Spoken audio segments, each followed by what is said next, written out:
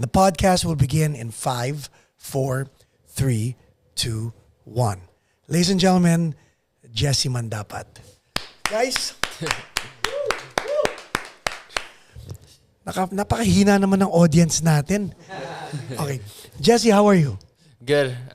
Just been training hard, really sore right now. But overall, I'm good. I'm still fighting. Yeah. Now, okay. I've seen your videos on YouTube. Very impressive. The reason why I'm very proud to have you here is because our viewers are people who want to be inspired more by people like you. Mm. And there are viewers and listeners who are actually on the fence looking for inspiration from people like you. Okay? Uh-huh. Now, let's talk about you. Because you just didn't go, last year, 2019 or 2020, you didn't say, pandemic, I want to be a boxer. It didn't happen that way, right? No. What was the path? What was the journey?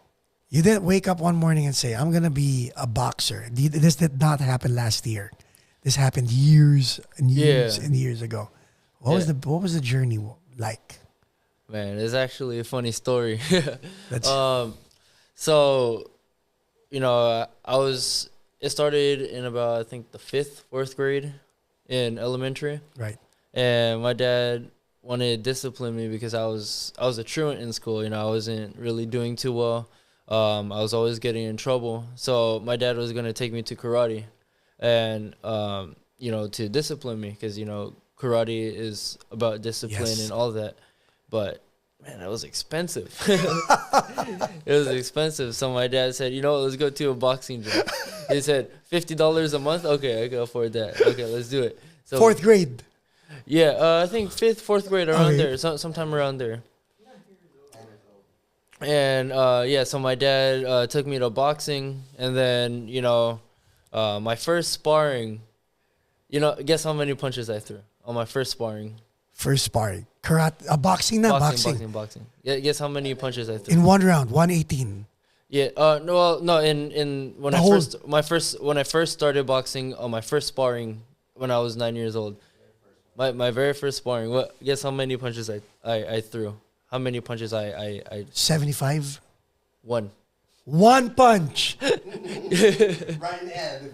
One punch. Knockout? No, one punch. Because you were just defending yourself? Yeah, I was scared. I didn't know what to do. I was thinking in my head, I don't want to hurt the guy. I know it's boxing, but I'm like, man, I'm just taking a whole bunch of punches. This guy running me down for 3 rounds, just throwing it all. And then my dad got mad at me. He said, throw the left hand. I threw the left hand. Boom. And then his hand's like, gah. And I was like, okay. So, we didn't do too well in that sparring. My dad got mad at me on the way home. The drive on the way home was getting mad. And then we came back, I think, either next day or next couple of days. Are you the eldest? Are you the only kid? Are you the eldest? I'm the oldest. I have a sister. Okay. Yeah, she's a younger sister. Okay. But, after the following day, what happened? Yeah, the following day or sometime that week, we came back, we went to spar, and I whooped the kid's ass. And I whooped the kid's ass that's better than him also on that day of the gym. But then, other than that, it was a hard road to go through because, we couldn't afford, like, other trainers. Other trainers would be, they'll be, like, hassling us, trying to make more money because, we're Asian. They think we're rich, we're not that rich. Well, we're not that rich. So, my dad decided, okay, I'll take control of the training, and so that's what brought us, like, both of us, we learned together coming over here. How did that build your relationship as father and son? That's frustrating. I know. This shit is frustrating. But no, me and my dad, we butt heads a lot in training. Not as much now, but we do butt heads all the time and stuff like that. But that's what made it the boxing relationship strong, and that's what made us close. Is boxing. Okay, and the reason why I asked that is because 4th grade or 5th grade, your dad wanted you to throw punches, and you were like, I might hurt the guy. That in itself is good perspective. Because other kids might say, I don't want to throw a punch because I might get hurt. Yeah. Your perspective is, I don't want to throw a punch because I might hurt the guy. Yeah, I was already getting hit. I was already getting But then punches again, the thrown at me. mentality, it starts with the mindset, Yeah. right? You know, that when you said that a while ago, I was listening to how you were presenting it. I was like, whoa, just the mindset of who's in control is already impressive. So now, when you mentioned the conversation you and your dad had on the way back, we was Yeah, all that stuff. he was getting mad. What was going through your head when he was doing that? I want to quit. I just want to leave. I don't want to. Man, through boxing, I had so many times where I thought, like, when I was younger, and especially in the amateurs, like, okay, I don't want to do this anymore. You know, I'm losing maybe 3 fights in a row, and I'm like, this is not for me. But no, my dad pushed me back up, you know, picked me back up. He might be mad, but we still have to wait, you know, get up every day. There'll be times when I don't want to box anymore, and my dad said, get up, let's go run right now. I'm like, fuck, I gotta go run. I don't want to run. Run for what? I don't want to box. I'm like, no, we gotta go run. But no, Wait, when you say I don't want to run, I don't want to run for what? So when you said that rhetoric in your head about what am I running for, who gave you the answer? Yourself, or did your dad give you the answer? Well, obviously, is you know, my dad wanna, you know, he wanna push me and make me strong. But I guess I don't know. It's a good question. It's hard to explain because I don't know. My dad just pushed me, even though like times I don't want to box. I just gotta get back up, you know. It's nice, no? It's nice to have a dad who talks louder than you when we're having a podcast. I mean, no. But seriously, it's nice to have a dad who will push you. But most importantly, let's talk about trust. Because at some point, I mean, it's easy to tell a fifth grader to do this, a seventh grader to do this, a middle schooler or a high schooler to do this. Yeah. But to tell a 22-year-old boxer, a professional boxer to do this, where did the trust happen between father and son? Because trainer and boxer, there has to be trust, right? Yeah, there has to. Yeah, my dad. The trust started from the beginning when we first start. You know, when I'm born, I have to trust my dad. Everything, you know. But even if you didn't like what he was telling you, because you said you would butt heads. Yeah, we'd butt heads, but I know it's for my own good. You know, I get frustrated a lot, but you know, it just makes me better. You know. Does he elbow you when you win a fight? When he goes, huh? What'd I tell you? No, he hugs me. He hugs me, and he doesn't care if I'm sweaty. He kisses me in the face, and I'm like, okay. It's nice, no? Yeah, it's nice. Now, okay, let's talk about amateur and professional. How old were you when you had your first amateur fight? I think I was 10 years old. How'd that feel? It was like, I started at 9, but then a month later, we got a fight. A month later, we went to go get our first fight, and I fought a kid with 22 fights on my first fight. Yeah, the judges didn't want to allow it, or the officials, the boxing officials didn't want to allow it because, like, I have no fights, and the kid has 22 fights. But my dad was so anxious putting me in there, like, get that fight. You know, and you're like, okay, you want to get that fight? Then we'll give him what he wants. Okay, so we took the fight. And then,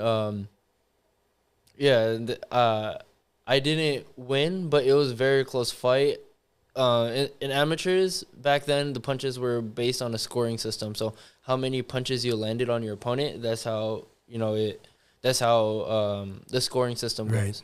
So I only lost, how many points was that? It's like probably like about less than 5 points, I would have won. So it was very close. Wow. So like just five punches away. I think it was 3 punches, 5 or 3 punches, something like that.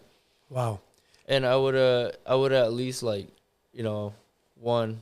But it was my first fight, you know. So it wasn't too crazy. Do you recall what your mindset was during your first fight? How you felt?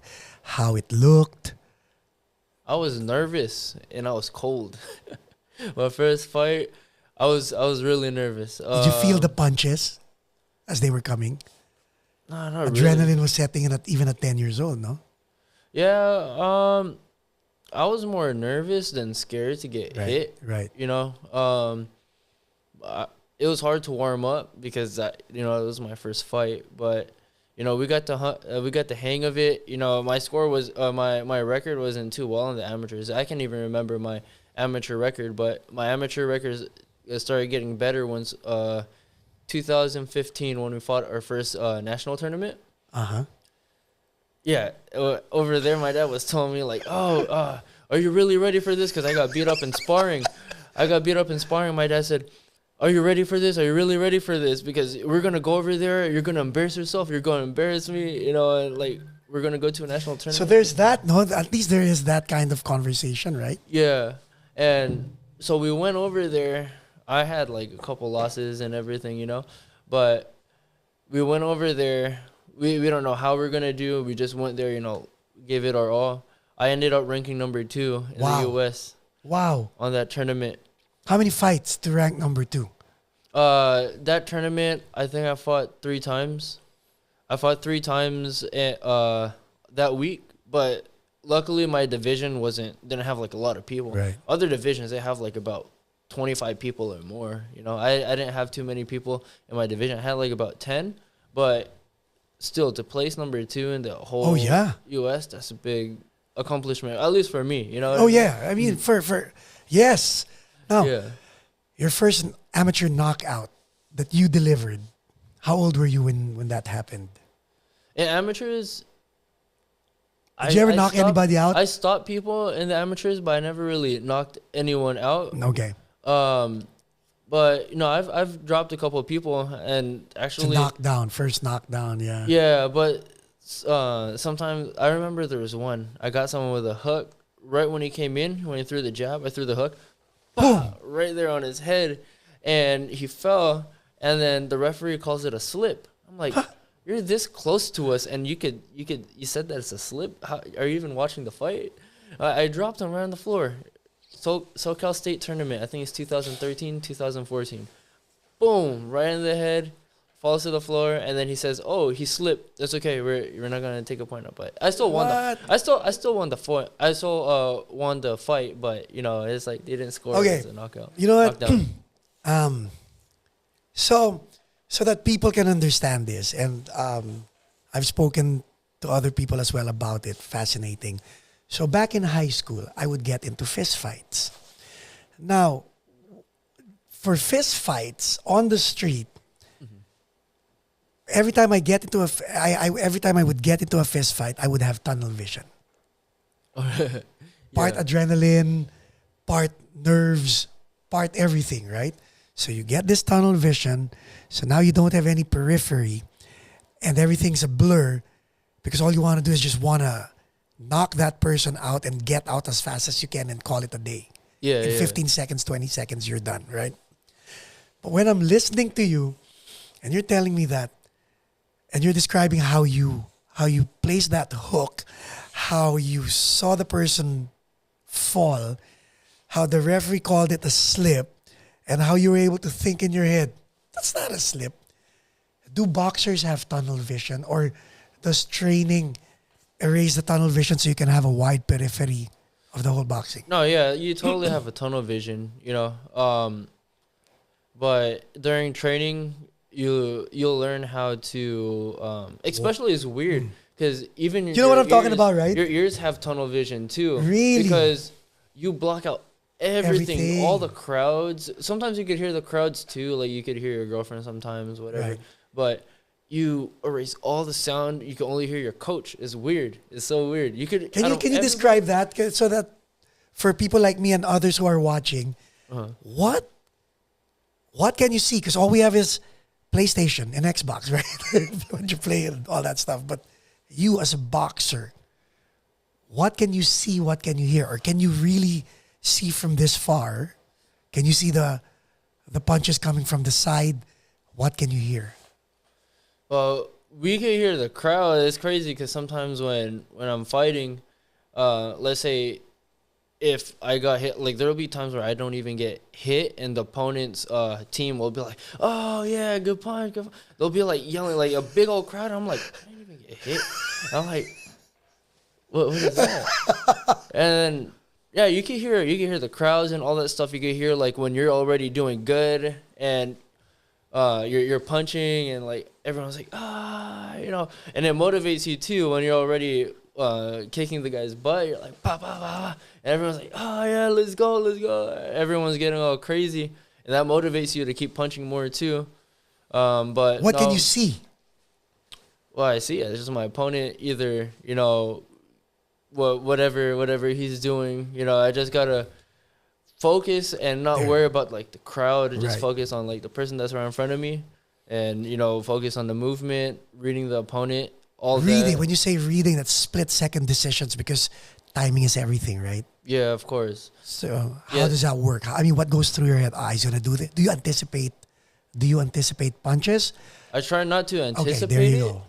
but at times I get a little bit hesitant. But you always want to just like move, just wait. When time is right, you see a punch, boom, counter back right away. Right. Counter back right away. But other than that, it's just it's all mindset. It's all mindset. It's all mindset. Yeah. And it's nice, no? Because is it true? Whatever you do in boxing can easily be applied in real life. Yeah, everything you do. It's crazy. Even you play music, it could be, you could relate it to life. My dad relates everything to music and life. to boxing. So Oh, my okay. dad relates music to boxing. He relates drumming to boxing. He relates cars to boxing. I like cars. So he relates cars to boxing. Give me an analogy that your dad would normally tell you about cars and boxing. Cars, so okay. So when you're boxing, you're keeping your timing, right? You're keeping your timing. So that's you being at like, you're on the freeway. You're Yeah, probably yeah. like fifth or sixth gear. So Yeah. you're just right. You're punching, you're moving your head, timing. And then you want to go fast. You just see a Mustang pass by, right? You're like, okay, I gotta downshift down to fourth gear. If not, go lower, third gear, and haul Boom. that down. And then it's like that lower gear is gonna make it go harder. Same with boxing. You want to be right when you know the time is right. You want to be You want to get in there right away. Right when the time is right, you want to downshift and boom, boom, boom, boom, boom, get those shots in. But other than that, you're very calm. Take Yes. your time, and when time's right, take off. Energy management, Yeah, exactly. right? How do you train for that? Like Running, running. a lot of running, doing a lot of stuff that we already do right now. Just what people are scared about is being tired. During training, you want to be tired because You want to be tired.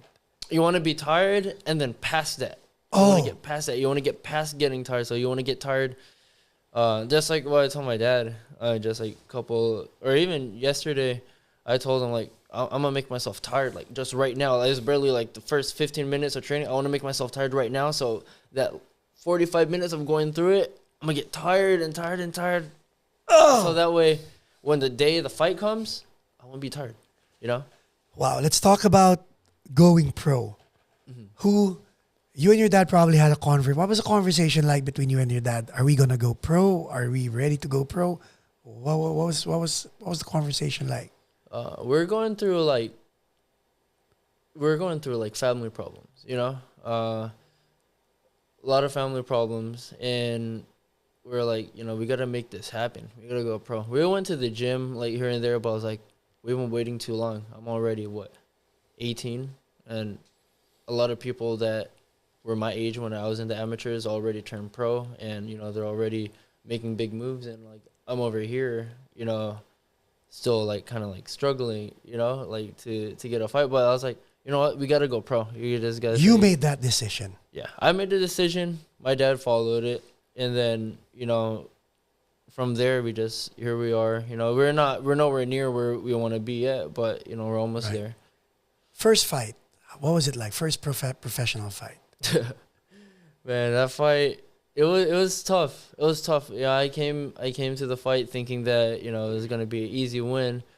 That guy's head was strong. I couldn't knock him out. Like he got cut like right here. He got cut like right. Oh no, he got cut right here and right here on his face.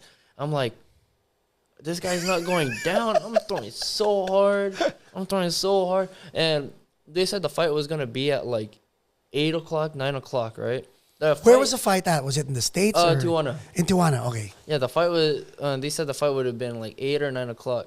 And I didn't really eat much either before the fight. So we were just waiting.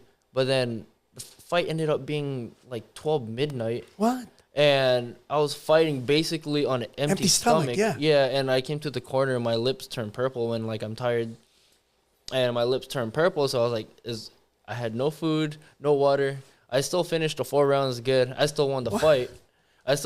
But man, it's difficult fighting while you're on a fast because I was like, I didn't eat because my other coach, not my dad, but there's another coach that I had. He told me not to eat because we thought that the fight was going to be at 8. Right. So, he doesn't want you to be all full and you get hit in the body and you get, you start throwing up. So we didn't really eat. But then 12 o'clock, man, I was so hungry. But you won that fight. Yeah, I won. Decision, knockdown. Decision. It was a decision, yeah. How'd that feel? It was good. A little bit disappointed on my performance because, I felt like a little bit weaker in the ring, but I still hit him with a lot of hard shots, like really hard shots. But the guy was strong. He didn't go down. I give him props for that. But, it was a good experience. Ate tacos afterwards. I just like going over there to Mexico, fight, eat tacos, go home. That's all I want. It's nothing personal, right? Like when you box, it's not personal. Or do you take it personally? It gets personal sometimes. It gets personal sometimes. Yeah. Let's talk about that. When does it get personal? I don't know. It's hard to explain. Like, I treat every opponent the same, but once you have like that really cocky attitude, my eyes are like red. I don't know. It's hard to explain. Like my arms are red. Like I'm gonna go in. Like there's this one guy. Where was that? It was here in California, but it was like in one of these like casinos over here in California. And we weighed in, and the guy was like, "Oh yeah, this is gonna be a good one. This is gonna be like in my face," and I'm like, I'm just looking at it. I didn't say anything. I was like, okay. So I got in there. First, the day after weigh-ins, we fought, and I was like, okay, let's get this. And then right after, boom, right on the head, left hand, right to his chin, boom, dropped like the twin tower, or not twin towers, but he dropped like, I fell to the floor, and then he got up. He was like, and then after that, the fight was done. Now, I mean, on YouTube, I'm not sure if that's reversed or whatever. Sometimes I see you training southpaw, and sometimes I see you playing orthodox. But what are you? I'm southpaw, but I can switch here and there. I know, because there was one fight I saw you were playing right, and I was like, whoa. No, I don't. Was it? I'm not sure if. I'm not sure if there was or not, but. Or it seemed that you were jabbing right, not left. No, you were jabbing left. But then training with your dad, I see you really playing left or training left. Yeah. No, I know how to switch here and there, but I don't really do it too much. If ever I switch, it's either if like is only gonna be for like a quick second. I'm never really gonna switch if I'm training like the other way. If anything, it was probably my opponent that had the opposite position. That's probably why you thought like I maybe. Yeah. My God, no. Now 9 fights. What's the goal? Get a belt. Get my family in a house. I don't want my mom to work no more. Right. My dad will focus on the boxing team. That's about it. How far are you from a belt? Far, but not far. If that makes sense. Yeah, it makes perfect sense. Because again, like with Manny, he was that's when opportunity meets preparedness. That was Manny Pacquiao when he fought what's his name? Ledwaba. 2 weeks notice. Yeah, and he wins it, fight, right? Yeah. When opportunity and preparedness meets, that's what you. The underdog. Yep. Underdog. So he was far, but not that far. Kind of like that. Incidentally, this studio, Paco's Place, partly sponsored by Manny Pacquiao. Oh, that's dope. You know what? You want to know what else? You're the first sportsman to ever guest here at Paco's Place. That's dope. That means a lot. I was just thinking about it now. I'm like, did we have any sports person? No. Musicians, actors, corporate people, people from the academe. You're the first sportsman who's ever graced Paco's Place. That's dope. And I remember when when I was asking Manny Pacquiao I was asking him for funding to build this. Never occurred to me that the first sportsman would be a boxer. That's So insane. it's an honor and a privilege. Just wanted to throw it out there. So now, 9 fights. What's the game plan? Without revealing the game plan. Biggest thing, I want to get to fight in the United States again, after all this like COVID stuff is done. And, I want to get signed. I want to get signed with a promotion. I want to, if the shoe fits, then it fits. But I want to get signed, I want to be on TV. I want to get on like The Zone, ESPN, Showtime. I want to get on all of that. I don't know who the promoter is in the future, but I know it's coming. Right. And it'll soon happen. Nice plan, because I was talking to your dad a while ago. He's like, me, no plan. Whatever goes, goes. So there's your dad, Jess, shout out to you. And then there's you, Jesse, the guy who is more like me, a musician. And then there's you, square, which means very disciplined. The interdependence that both of you have is a lethal combination. Yeah, it is. There's that unpredictiveness in it, as well as okay, they think they know, but they really don't know. What's it like when you guys strategize? How? We watch our opponent. We watch sparrings. And my dad's really good at this. Learning visually. And a lot of coaches would just be like, okay, do this. But no, we have everything. We at least try to break everything down to a science. So it's hard to explain really, it. because we're we're not under time constraints. The only constraints I have is yours, because you have to wake up early tomorrow. But but feel free to explain, because you might not get another interview where it's free flowing. I take pride in that. So this is your show. But how? And the reason why I'm asking is because there are some kids who think they know all that, and there are some parents who think they know all that.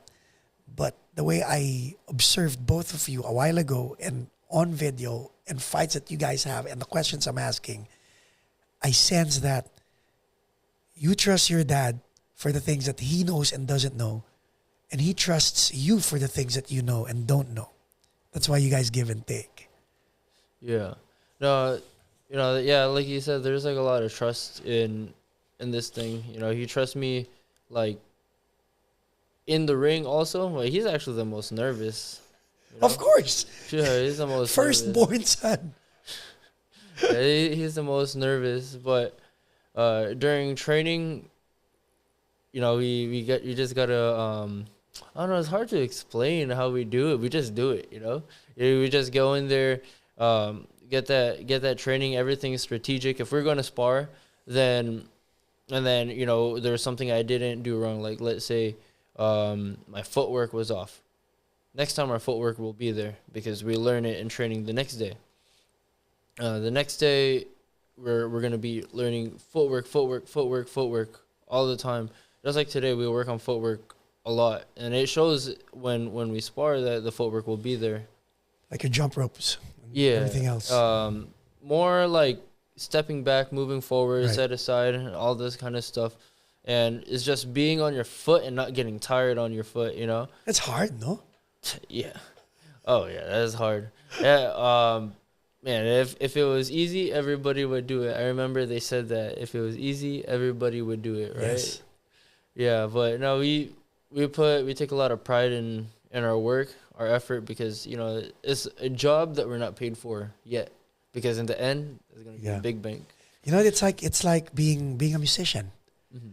Oh yeah, of course. You really, I mean, all your career, you're putting out, you're spending on gear, you're spending on gas, you're spending on hours away from family. Yeah. And most often than not, the big break never comes. But when it does come, oh my God, that's when the money comes in. And it's crazy, just like, local musicians that's not really making money. They're going to gigs and shows, they're not really getting paid for it either. Not even getting the respect that they deserve. And what also plays a big role is like social media and stuff, like taking advantage of like social media. Yeah, that takes a big role too. But no, yeah, it's just like being a boxer. We're boxing for how long? How much money did we spend already? Yep. How much money did my sponsors spend? Like, thank God to my sponsors, they're able to. You wanna greet your sponsors? It's fine, huh? Oh yeah. Thank you to Merch Empire, Tito Eric Kalayan Skincare, Saigon Sports Club, Merch Empire, all of them. Thank you guys. I appreciate you. And nice. What you call Smart Janitorial as well. Nice. Manny Pacquiao. The one and only. The one and only. How can you make him proud? Man, I don't know how I'm going to make him proud. Actually, I want to make my family proud first. Of course. That's a given. Yeah. That's a given. Other than that, I don't know how to make them proud. Because you know what? Hold on. Let me correct myself and let me correct you. You've already made your family proud. Yeah, they're proud, but I want to give them more. Of course. Yeah. Of course, that's your pride. Yeah. But you've already made them proud. I guarantee that. Just looking at your dad from right behind your shoulder, you've already he's one proud dad. I can tell. Yeah. So, but I mean, my question is, there are some moves like paying homage to this, like Kobe. Well, we're actually taping this episode during Kobe's first year death anniversary, but Kobe, when he would pay homage to Hakeem Olajuwon or Michael Jordan with different moves and all that stuff, right? How about you with regard to moves or combinations? What emulation have you done in the beginning of your career, and what are you trying to emulate, or who are you trying to emulate at this point in your career? I don't know. I just have my own style, but I really look up to Manny. I look up to Rigondeaux. I look up to Lomachenko, all the quick fighters. Oh, yeah. Those are the people I look up to, really. But I should be watching more boxing. It's hard to fit everything in a day, Yeah. Every day is hard to fit everything into a day when you're so busy. But no, Manny has been like inspiration from the beginning, especially being having honor to run with him, run with him and stuff like that in the mornings, and go to see him at Wildcard Train. It's humbling to see where he came from, selling bread and cigarettes on the street to where he is now. Stolen cigarettes. It's crazy. Yeah. But no, it's a big inspiration for me. But I should be really lucky because I watch a lot of. I watched. Have you watched Kid Kalafu? Yeah. Yeah, I watched that movie and I'm like, man, I'm spoiled. Like, even though I'm not spoiled, we went through like a lot of hardships too. But I look at myself like I'm spoiled. Like, I have all this. I should be able to be better than him. Yes. I should be able. I have all the resources. I'm already here in America. Yes. To begin with, Yes. and I should already, have that foot forward in the door. Like what they say, equal opportunity doesn't mean equal outcome. Amen. So you can start all the way from the bottom and then a person starts at the top, and doesn't mean that they're gonna meet up or this one's gonna be higher. Yep. This one could go down, this one could go up. But it's nice, no? I'm very impressed right now when you said, I mean, with your revelation of yourself. Dang, I'm spoiled. It takes it. That was a crossroad. That's a crossroad. Your self revelation. How do you say it? Unless you can admit to yourself that you're an addict, rehab will never work. Yeah, the same thing with boxing, especially your pride's so high. In boxing, like, you don't want to listen to your coach.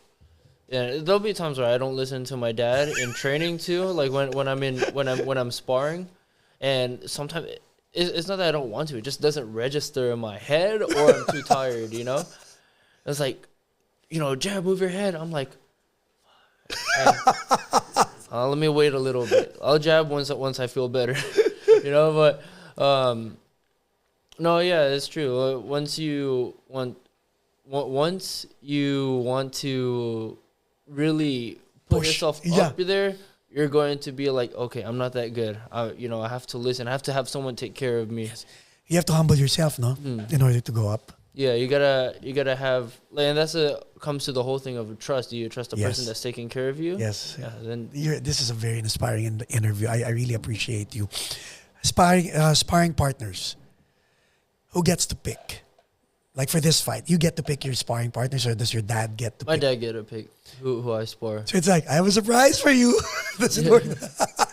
No, yeah, my dad gets... Do you go, Dad, can you give me someone who is blah, blah, blah, and blah, blah, blah, blah, blah, or is it more like, I got this? No, my dad tells me who I need to spar, and I give him... I tell him, like, okay, yeah, we need someone quick, and I give him suggestions of who I should spar, and then we go from there.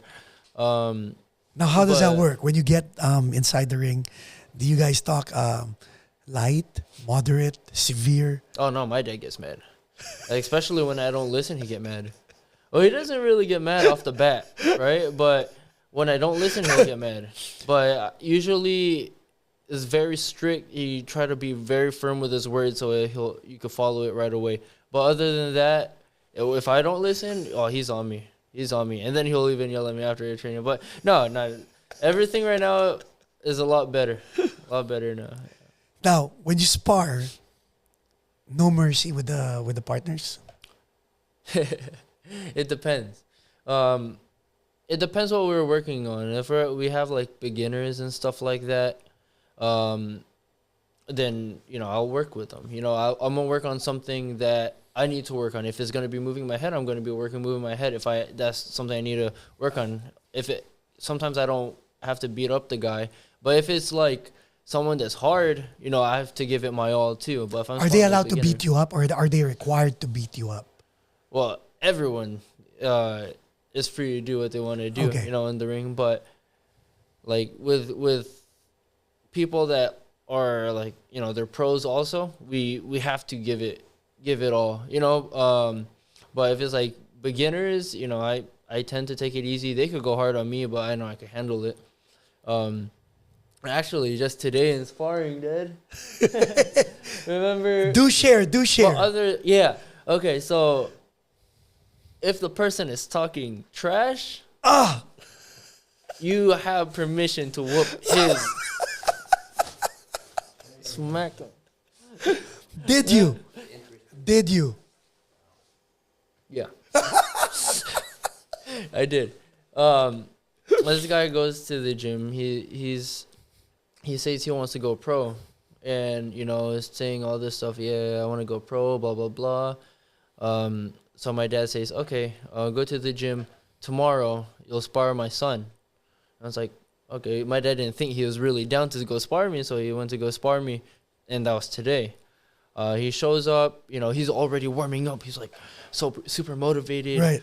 Making his joints loose and everything, getting ready. He's like, okay, I got hard sparring, I got good sparring or whatever, right? So we're in the ring, and then he's like wanting to pick his sparring partner. He said, oh, I want to spar one, and I want to, or he was pointing at my teammate Juan and my teammate Darren. He was like, I want to spar him, and what And my dad was all like, "Oh no, yeah, don't worry. All these guys are pro. Okay, you'll see, watch." So, because he want to spar like other people that are like way heavier than him, Right. and he's like probably a little bit heavier than me actually, but he want to spar like these two other people that are like way Like bigger. 130. Like, They're like right now they're probably walking on like 140 ish, What? something like that, and he want to spar those guys, this cocky kid, and he was like, okay, so we got in the ring. First couple punches, I saw that it was like he missed like all 4 punches, so I was like, okay, you want this and you want this. All right, so I got in there. when people talk trash at you, do you talk trash at them too? No. It depends. It really depends. But no, the kid was cocky, so I put him in his place, and that's pretty much all that need to be said. I'm not gonna go too much detail into sparring, but Respect. yeah, I bloodied him, but he still like making excuses like, oh yeah, because of this. I'm like, oh okay, yeah, all right, whatever. My teammate one was like, hey Jesse, relax, what are you doing? What are you doing? And I'm like, he's on the floor, and I'm already like staring him down. I don't know why I got so mad, because like this guy just doesn't go into another gym and say that he wants to go pro and he want to fight you and you. Again, yeah. Who does that? Respect, You know? right? It's like, I mean, yeah. yeah, it's like you go to someone's house, Mm-hmm. you're going to offer to wash the dishes, right? Yep. This guy didn't. This guy just goes in with his shoes on, doesn't even take them off. There you go. Stepping on the carpet with all the mud and everything. That's what he did, basically. And we had to put him in his place. Now let's talk about kids and entitlement and the lack of humility. Not because they really don't have it in them, but because there are busy parents. Yeah, some people are not. I don't know. It's hard to say. Also, a big thing, like one, parents are working, or there's not a father figure in their life. Also, a father figure is a big thing, because when they look to the father as a hero, Yes. when the father is gone, they're gonna go look to the streets for a hero. They're gonna look to their friends. They're gonna look, what is it that makes them happy? What they feel cool for? You know? Right. That's why I'm very fortunate to have my dad, because there's a lot of people that don't have parents. I'm lucky I have a really hard-working mom, work 2 jobs and everything, and a dad that work hard just as much, and we're out here getting our goals done, and trying our best to make money, and we're just hustling, so that's what it is. Ladies and gentlemen, Jesse Mandapat. Big round of applause. Thank you, guys. Wishing you all the best. We're gonna win this. Thank you.